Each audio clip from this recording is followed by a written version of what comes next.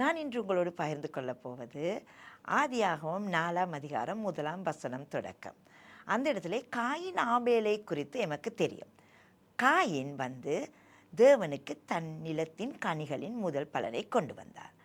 ஆபேலும் தன்னுடைய மந்தையிலிருந்து முதன்மையானவைகளையும் கொழுமையானவைகளையும் கொண்டு வந்தார் என்று கூறப்படுகிறது. 2 பேரும் தேவனுக்கு பலிகளை கொண்டு வந்தார்கள்.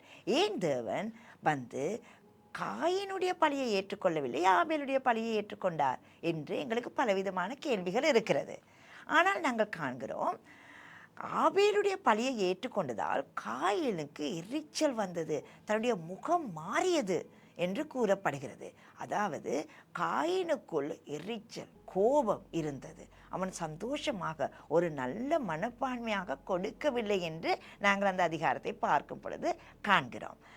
தேவனுக்கு சித்தமான, தேவனுக்கு விருப்பமான, தேவன் விரும்பியபடி முதன்மையானவைகளை ஆபேல் கொண்டு வந்தார். நாங்கள் இன்று இந்த புதிய வருஷத்திலே நாங்கள் கர்த்தருக்கு எதை கொடுக்கிறோம்? தேவன் விரும்பியபடி, தேவனுடைய உள்ளம் சந்தோஷப்படும்படி நாங்கள் சந்தோஷமாக கொடுக்கிறோமா? இந்த வருஷம் ஒரு கொடுக்கிற வருஷமாக இருக்கட்டும்.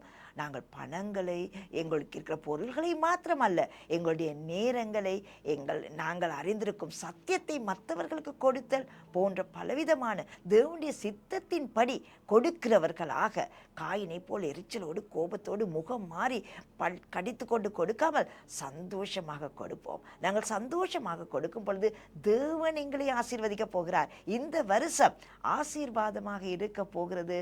நாங்கள் எவ்வளவு கொடுக்கிறோமோ அவ்வளவு நாங்கள் ஆசீர்வதிக்கப்பட போகிறோம். கர்த்தர் தாமே உங்களை ஆசீர்வதிப்பாராக.